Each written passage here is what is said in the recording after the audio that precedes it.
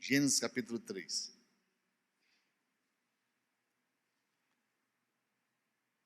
Você, nessa noite, resolveu estar na casa do Senhor, apesar de tudo que está acontecendo aí fora, de pandemia, né? Então, faça valer a pena a tua vinda aqui. Fique atento, porque eu creio que nessa noite você está aqui por um propósito de Deus. Amém?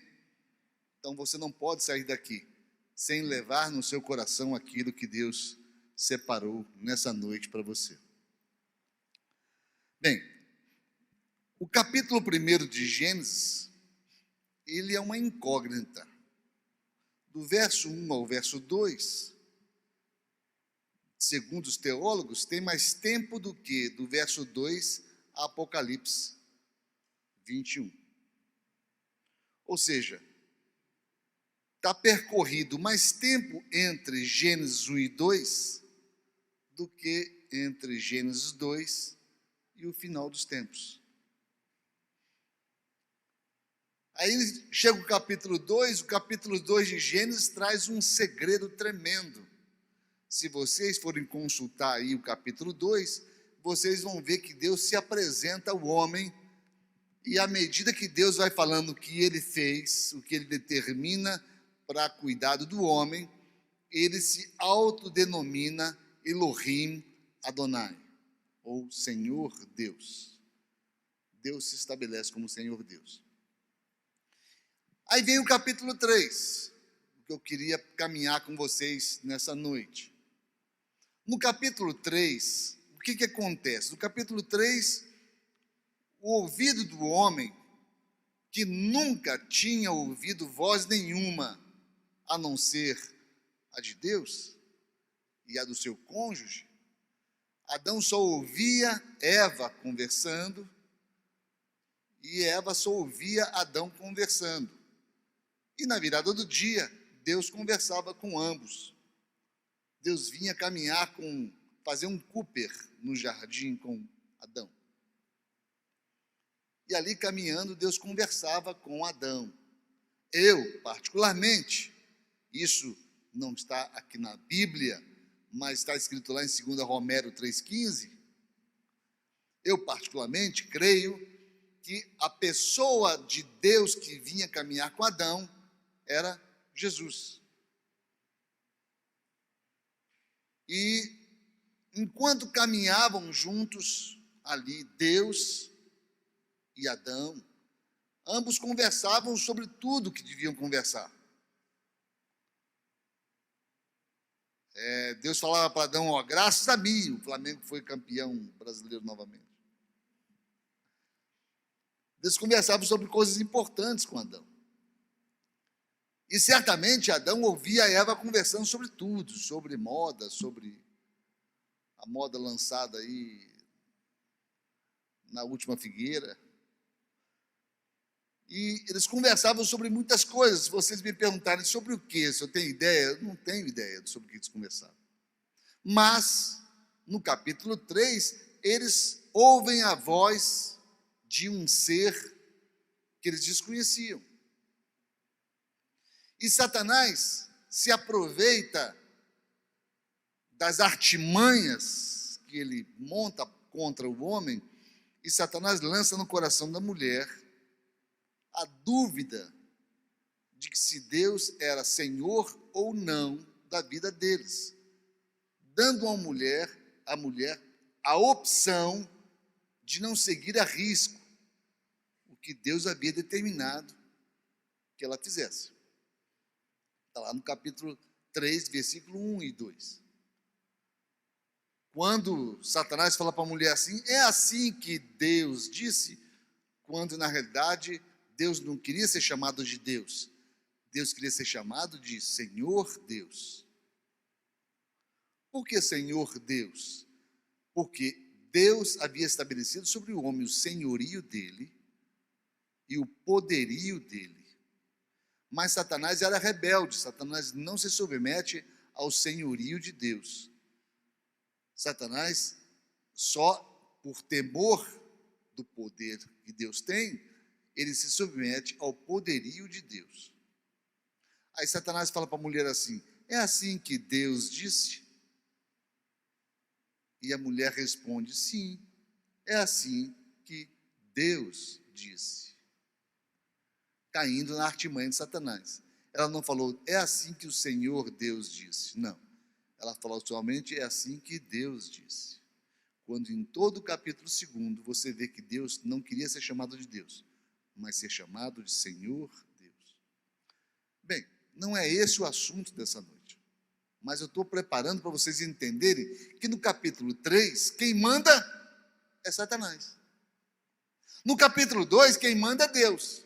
No capítulo 2, Deus faz os céus, Deus faz a terra, Deus faz as estrelas, Deus faz o firmamento, Deus faz o mar, Deus faz o dia, Deus faz a noite, Deus faz tudo pelo poder da palavra, porque Ele era Senhor Deus. Mas no capítulo 3, Ele não é mais Senhor Deus. A mulher entregou o senhorio de Deus a Satanás. E existem aqui cinco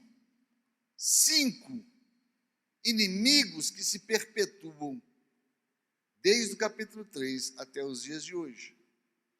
Porque no capítulo 4 se estabelece um equilíbrio quando o homem começa, depois da maldição dada, depois da direção dada, o homem começa a entender o sistema do mundo, o sistema de que Satanás faz uso dele, que é a artimanha dele. Bem, aí no capítulo 3, verso 3 e 4, diz assim: mas, percebam uma coisa, sempre que vocês verem na Bíblia um mas, um entretanto, um contudo, um porém, um todavia, um portanto, um conquanto, vocês vão ver que ou é um complemento, ou é uma opinião segunda, ou é um equilíbrio ao que foi dito anteriormente.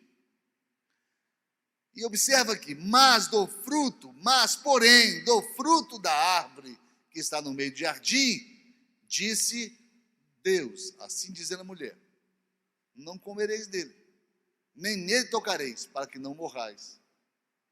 Então a serpente disse à mulher: certamente que não morrereis. Satanás inicia ali uma batalha que só cessa na sua vida quando você morrer. E essa batalha, ela é ou na sua vitória ou na sua derrota. E aqui eu quero caminhar com vocês em 5 inimigos que se apresentam nesse texto, do versículo 4, do capítulo 3, até o 24º. Reparem só, o primeiro inimigo do homem foi muito bem articulado por Satanás, porque ele permanece firme desde a primeira tentação. Qual foi? O desejo pelo proibido. Está lá no verso 6, quando a mulher viu que a árvore parecia agradável ao paladar, era atraente aos olhos e, além disso, desejável para dela se obter discernimento, tomou do seu fruto, comeu e deu ao seu marido, que também comeu. Então, o desejo pelo proibido, até hoje, o desejo pelo proibido não é dominado pelo homem. E isso aí é terrível, porque tantas árvores haviam no jardim, principalmente o jardim do Éden, na dimensão que era o Éden. Você vai ver pessoas simples e poderosos desejando coisas proibidas. Cristãos e ateus desejando coisas proibidas. Pessoas ricas e pessoas pobres. Pessoas letradas e pessoas analfabetas. Pretos e brancos. Amarelos e pardos. Todos desejam, em algum momento da vida, coisas proibidas. Essa indecisão traz consigo o sucesso ou o fracasso de uma vida. Por quê? Porque as coisas proibidas por Deus, As coisas que ele determina e que delimitam a nossa vida, elas sempre vão apetecer a nossa vontade. Nós sempre vamos nos sentir atraídos por elas, porque foi algo que Satanás deixou como marca na vida do homem. O grande problema hoje que se vive depois de milhares e milhares de anos desse advento, o grande problema é o homem conseguir se delimitar naquilo que Deus determina.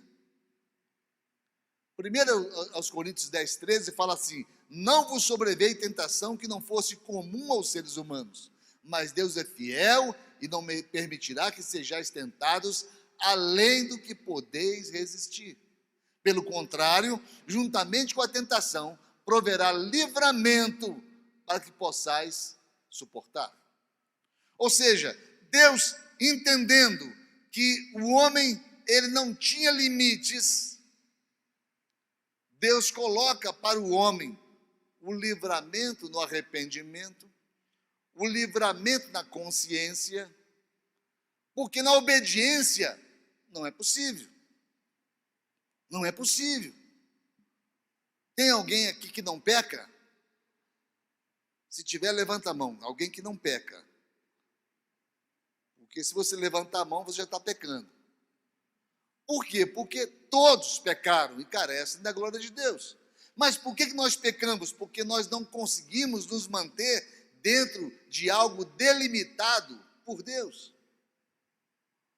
Nós não conseguimos obedecer, nós não conseguimos caminhar dentro daquilo que é delimitado por Deus. Aí Deus deixa um sininho. Deus deixa um sininho para bater dentro da gente. Quando você ultrapassa, quando você sai dos limites, o sininho bate. O sininho chama-se consciência. O problema é quando o sininho perde o som. Quando ele fica só no modo que vibra. Quando você não percebe ele mais. Por quê? Porque existe isso. Lá em Mateus capítulo 24 fala: e por se multiplicar a iniquidade, iniquidade é algo que não havia no tempo de Adão e de Eva. Não havia iniquidade. Era deflagrado o pecado e eles voltavam à sua estrutura. Isso, no tempo do rei Davi, acontecia. O Salmo 51 é isso. É a deflagração de uma consciência de excesso de limites. Quando Deus fala para Natã assim: vai lá, Natã, conversa com Davi e traga à consciência dele o pecado que ele fez. E Natã chega com todo jeito, né? Para não irritar o rei, e fala: meu rei, Natã é meio baiano, né? Meu rei, meu rei, acontece dentro do teu reino um homem que tem mais de 100 ovelhas e resolve fazer um churrasco e mata a única ovelha de um que só tem uma ovelha. E o rei fica irado com aquilo, o seu senso de justiça logo é deflagrado, e o rei fala: não, tem que matar esse homem, o que é isso? Como é que o outro tendo apenas uma ovelha, ele sacrifica a única ovelha que ele tem? Falei: pois é, meu rei, mas esse homem, não sei se eu tenho um espelho em casa, mas é o senhor, com a mulher de Urias. O que é isso? É a consciência. Natã é a consciência. A pergunta que eu faço a você nessa noite é: quem é o seu Natã? Não é Nagol, não, é Natã. Quem é o seu Natã? Você tem um Natã dentro de você? Você tem um Natã dentro de você que deflagra esse momento aqui dos excessos que acontecem na sua vida? Por quê? O que determinou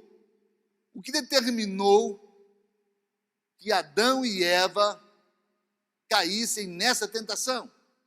O que determina é a proximidade ou o distanciamento de Deus. O que vai manter o sininho dentro de você tocando, todas as vezes que deflagrar um processo de excesso, é a proximidade de Deus.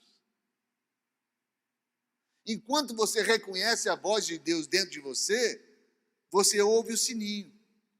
Mas quando a voz de Deus não é mais reconhecida por você, esse sininho silencia. E não é somente no momento anterior ao pecado, porque durante o pecado, você certamente estará distante de Deus. E após o pecado, você só vai reconhecer que você excedeu, que você quis alguma coisa que era proibida, que você se apossou de alguma coisa que Deus não lhe permitia tomar posse, se você estiver próximo de Deus. Então preste bem atenção. Preste bem atenção. Eu falei isso esses dias atrás, até o pastor Bené estava bem atrás de mim, e ele achou interessante aqui, depois ele comentou comigo, falou, nunca tinha pensado sobre isso. Mas a maior especialidade de Satanás não é tentar. Não é tentar. É acusar.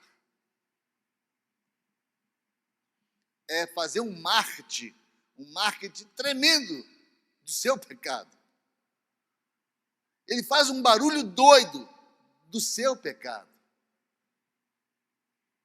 Por quê? Porque quando você ultrapassa os limites pré-determinados por Deus, Satanás fica te acusando.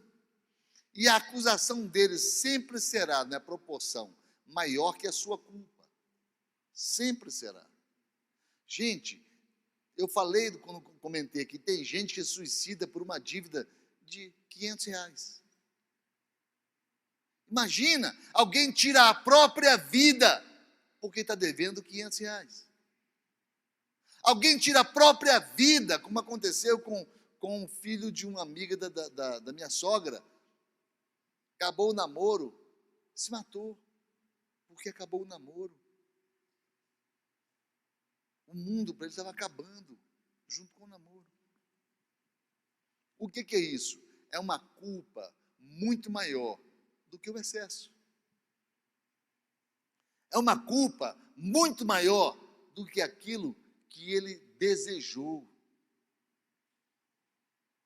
A cobiça, o desejo dele, não era tão grande quanto a culpa dele. Com Adão foi a mesma coisa.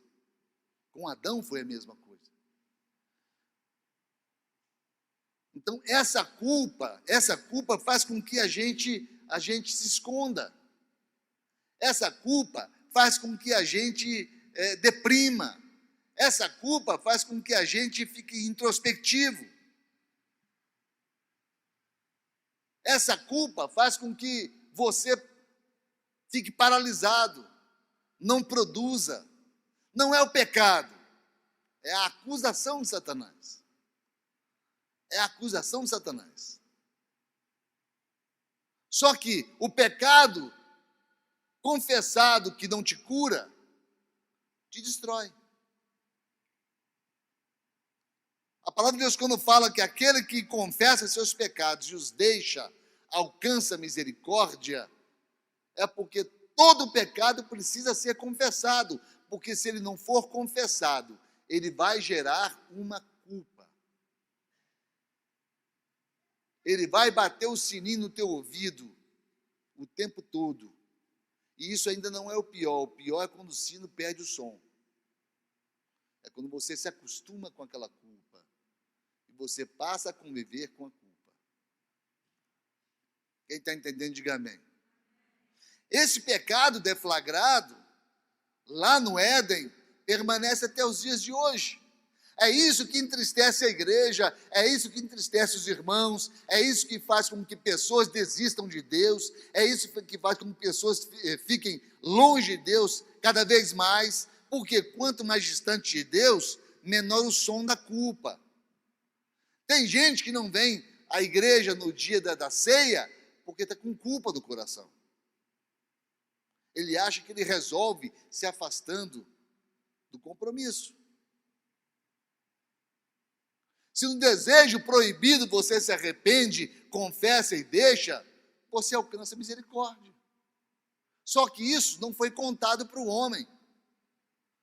Isso não foi contado para o homem. Até hoje a culpa do fruto proibido está dentro da gente, que é a nossa natureza pecaminosa. Até hoje nós nos sentimos culpados desse fruto proibido comido. Mas se no desejo proibido você o esconde, o encoberta, você se enfraquece contra ele. Você pode até sentir remorso, mas você volta a ele como um cão volta ao seu próprio vômito, como diz a palavra. Aí produz tristeza, te amarra, te cega, te tira o propósito de Deus, te paralisa, te torna escravo, e você faz um looping aí de 360 graus e volta ao estado original. A isso a Bíblia chama de iniquidade. Então é importante você saber que quando você desejar aquilo que você não possa ter, quando você cobiçar, quando você for atraído pelo proibido, o que você tem que fazer é só confessar a sua culpa perante Deus. Não tem como escondê-la. Não tem como tratá-la, não tem como processá-la. Não, tem que confessá-la e pronto. Porque senão você nunca vai conseguir sair disso. Você nunca vai conseguir sair daquela culpa. Porque ela só sai sendo confessada. Só. Você não pode carregar ela a vida fora. Você não pode armazená-la em alguma gaveta escondida dentro de você. Não, porque essa gaveta vai vazar. Vai vazar. Satanás é expert em mão na gaveta. Ele vai abrir essa gaveta. Você não pode guardar. Segundo inimigo, está no verso 10. E ele respondeu: depois que comeu do fruto, ouvi os seus passos no jardim e tive medo. Eu tive medo. Medo porque ouvi os seus passos. Então, o segundo inimigo é o medo, que nos faz esconder quando ouvimos os passos de Jesus. O medo que produz tormento, o medo que rouba a paz, o medo que gera insegurança, o medo que é a coroação do estado de culpa. Tudo aquilo que está fora da luz, da clareza, por algum motivo está escondido. Todo desejo proibido produz medo. E o medo produz tormento. Mas produz tormento por quê? Porque Satanás é melhor acusador do que tentador. Não que ele seja um mau tentador, não. Ele é expert no que faz. Ele é expert no que faz.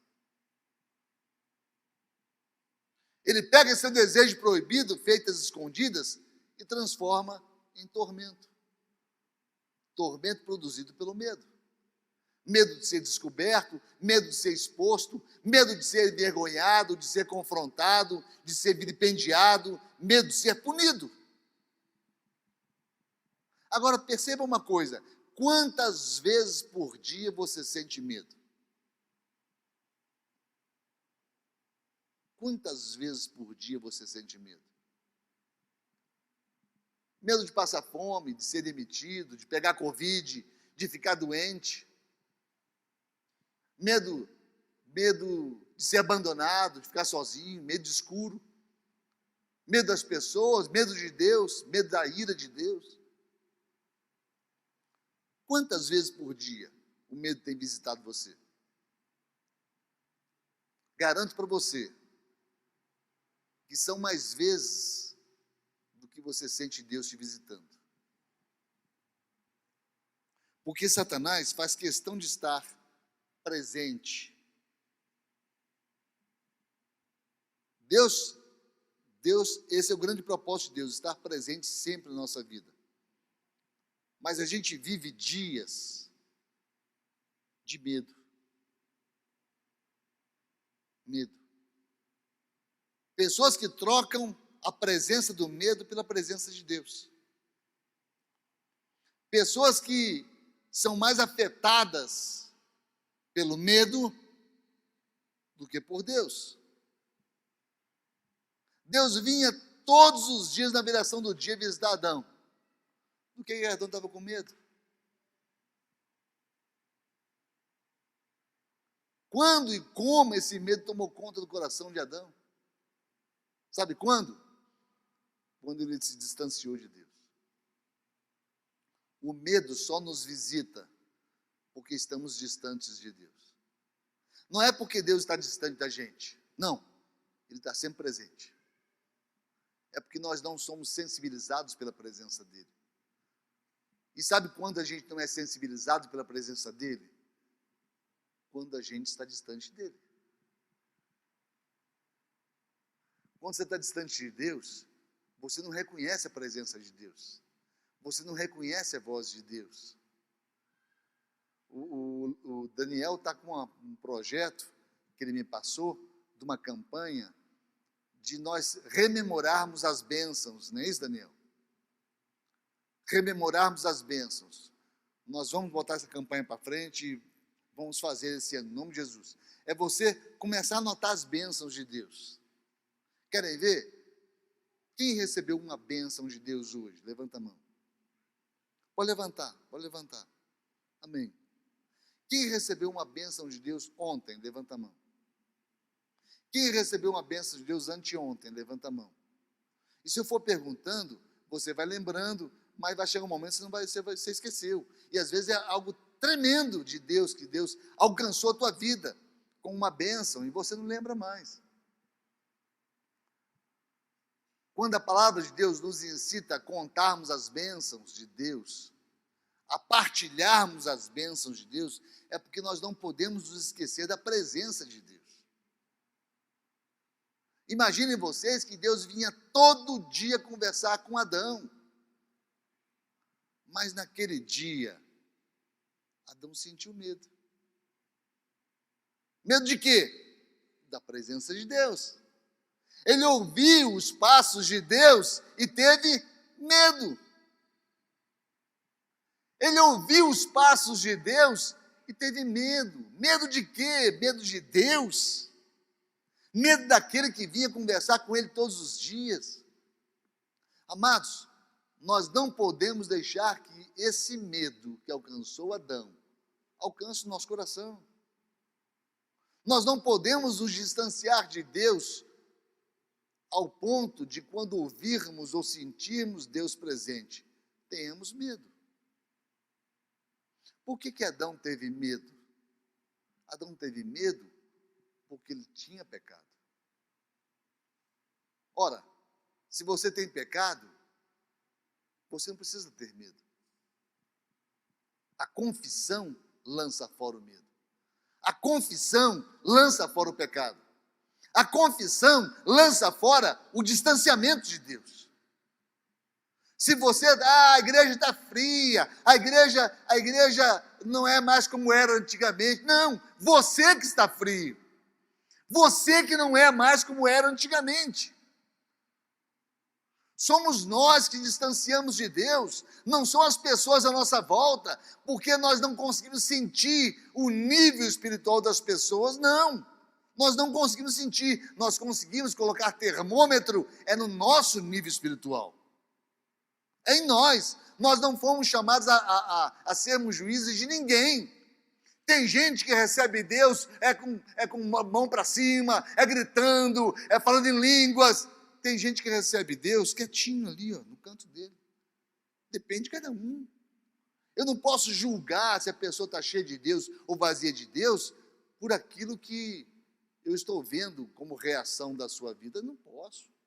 Não posso. Eu posso julgar quanto a mim. Quanto a mim, aí sim. Aí sim. Então, Adão se distanciou de Deus E somente os passos de Deus fizeram com que eles tivessem medo. A pergunta que eu faço para você nessa noite: você tem medo de Deus? Você tem medo de Deus? Seja sincero. Porque se você tem medo de Deus, eu vou dizer para você o que está acontecendo. Você está distante de Deus. Por isso esse medo. Porque quem está próximo de um Deus amoroso sabe que não tem nada a temer. Porque ele sabe do seu pecado. O que você precisa fazer é ser honesto com ele. Terceiro inimigo do homem, apresentado em Gênesis 3, a nudez exposta. Os olhos dos dois se abriram e perceberam, no verso 7, que estavam nus. Eles se abriram seus olhos e perceberam que estavam nus. Não somente a nudez exposta, mas as tomadas de decisões independentes, direcionamento de Deus, eles estavam nus porque estavam desprotegidos por Deus. Amados, se tem uma coisa que nos constrange, é a nudez. Eles perceberam que estavam nus, e não somente nus, mas expostos. As soluções encontradas nas justificativas produzidas pelo medo deles, e não as providências produzidas pelo próprio Deus, mostram que eles estavam distantes espiritualmente de Deus. E isso os tornava nus. Muitos de nós queremos cobrir nossa nudez espiritual com atitudes, com ações, bons comportamentos, com a nossa religiosidade, aplicar a meritocracia na nossa nudez. Amados, só a graça de Deus nos cobre. Só a graça de Deus cobre a nossa nudez espiritual. A pessoa deve procurar a cura em Deus, porque só Ele pode cobrir a sua nudez espiritual, a sua exposição. Tem consequências do pecado que independem dos nossos esforços. Independe de a gente cozer folha de figueira para se cobrir. O que Deus faz para cobrir a nudez do homem? Deus sacrifica um cordeiro. Foi a primeira morte registrada na Bíblia. Foi quando Deus sacrifica um cordeiro para pegar da pele do cordeiro e vesti-los. As providências de cobrir nossa nudez estão em Cristo Jesus, estão na misericórdia, na graça de Jesus. Então nós não devemos nos envergonhar da nudez, nós devemos providenciar a graça, nós devemos abrir a ação de Deus na nossa vida. Entendam que a nudez é aquela vergonha que nós temos quando nosso pecado é exposto, quando as nossas falhas, quando as nossas limitações são expostas. Esses dias atrás, eu e meu amor fomos conversar com um indivíduo que estava cristão, que estava largando a esposa. E nós conversando com ele, levamos à consciência dele quais seriam as atitudes de um verdadeiro cristão.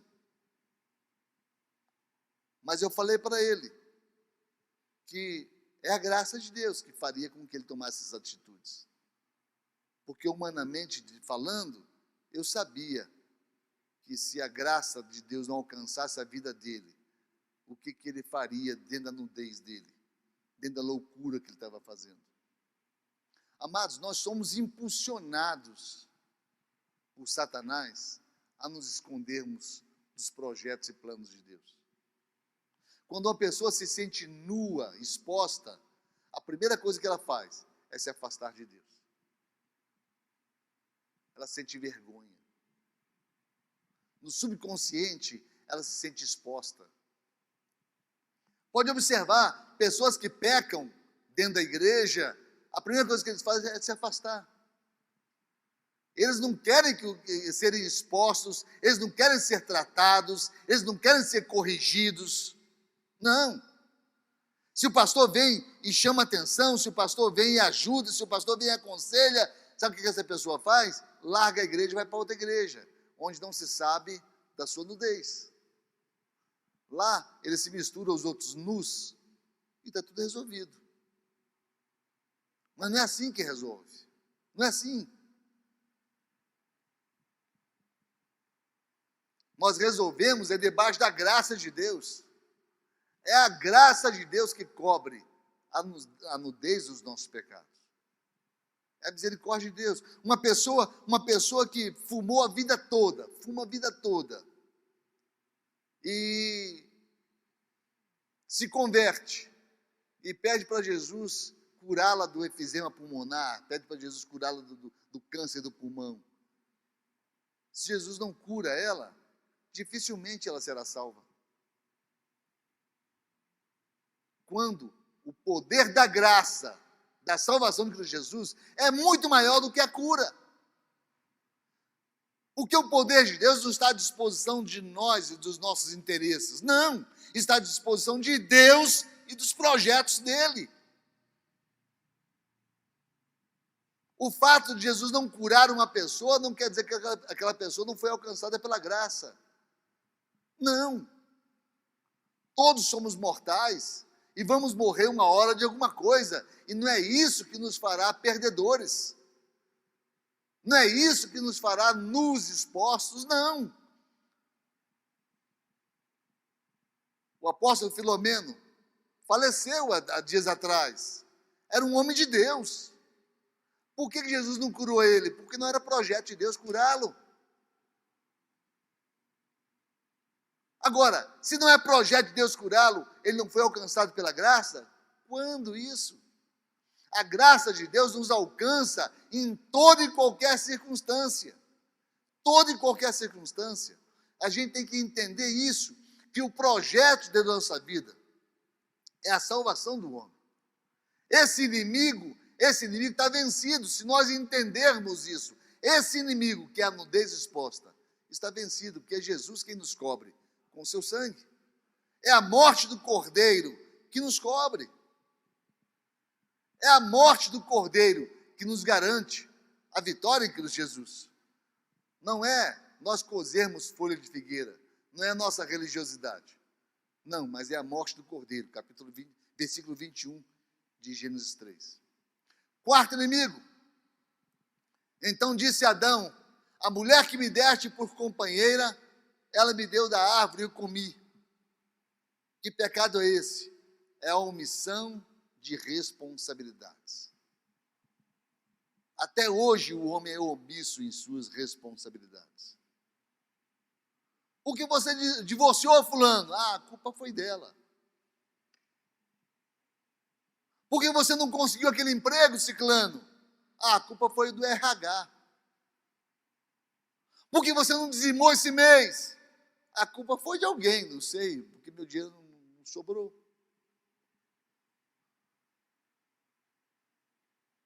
Se você sempre ouvir a versão do Chapeuzinho Vermelho, o lobo mau sempre vai ser mau. Sempre. A gente precisa entender que nós não podemos transferir responsabilidades. Você é totalmente responsável pela sua vida espiritual. Se você for para o inferno, a culpa não vai ser desse irmão que está do teu lado. A culpa não vai ser do seu pastor. A culpa será nossa. Nós não podemos dividir responsabilidade. Qual é o maior responsável pela sua vida? Quem é o maior responsável pela sua vida? Você. Quem é o maior profeta da sua vida? Você. A sua boca é o seu destino.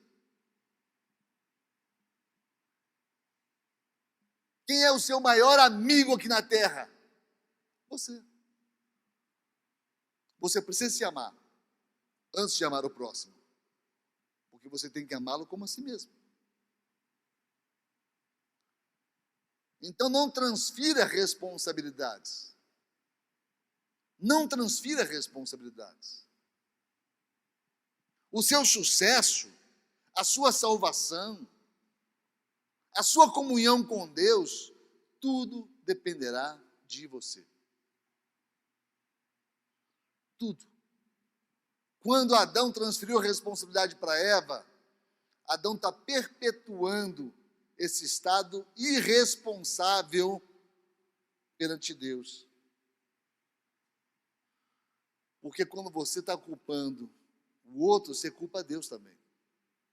Adão culpou. Foi a mulher que tu me deste. A culpa é dela e a culpa é sua. Nós não podemos ser omissos nas nossas responsabilidades. Entenda isso, querido. A sua vida cristã vai depender somente das suas decisões.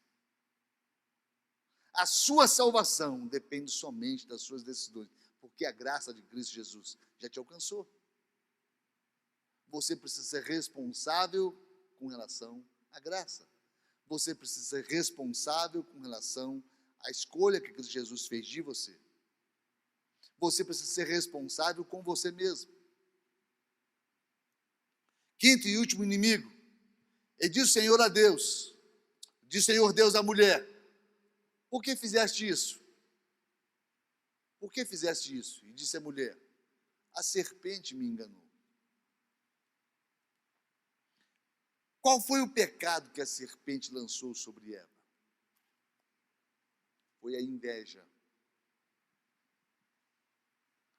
Porque Eva tinha um limite, como nós falamos no primeiro pecado: cobiçar o que é proibido.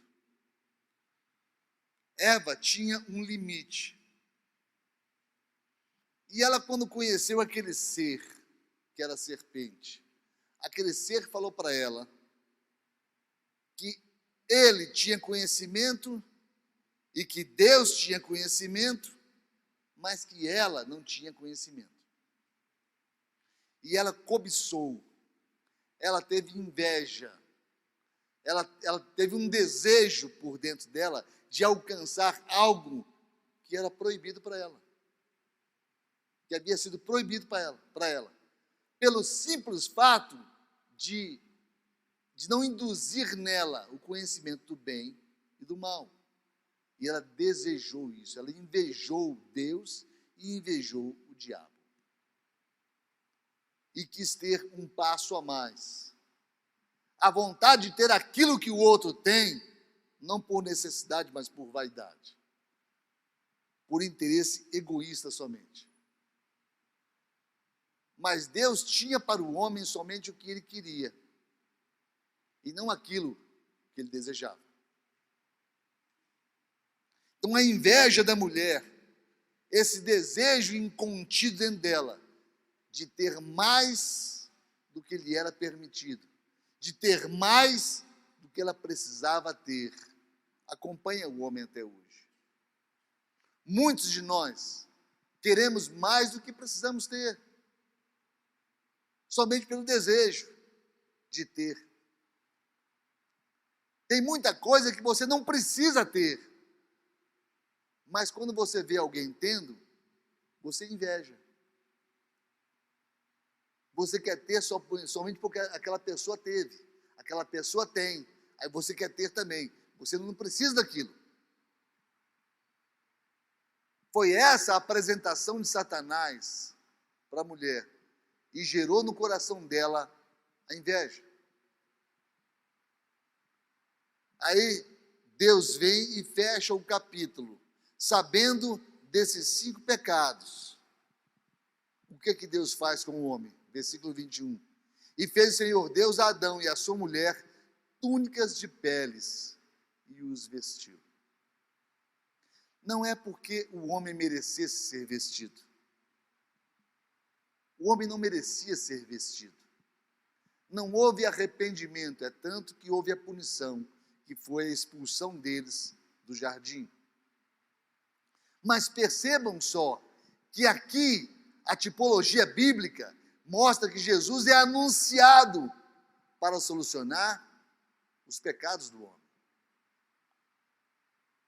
Deus vem e cobre o homem de toda limitação que ele tem. E hoje, cada um de nós é coberto pela obra restauradora do sacrifício de Cristo Jesus da cruz do Calvário. Todos nós somos cobertos pelo pelo do Cordeiro Pascal.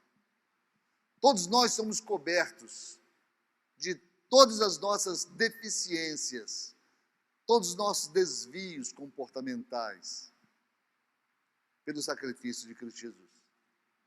Lá no verso 23 e 24 fala assim: o Senhor Deus, pois, o lançou fora do jardim do Éden para lavrar a terra de que fora tomado. E havendo lançado fora o homem, pôs querubins ao oriente do jardim do Éden, e uma espada inflamada que andava ao redor, para guardar o caminho da árvore da vida. Na realidade, Deus não colocou os guardas para protegerem o jardim, mas para proteger a árvore da vida. Por quê? Porque senão nós seríamos eternamente pecadores.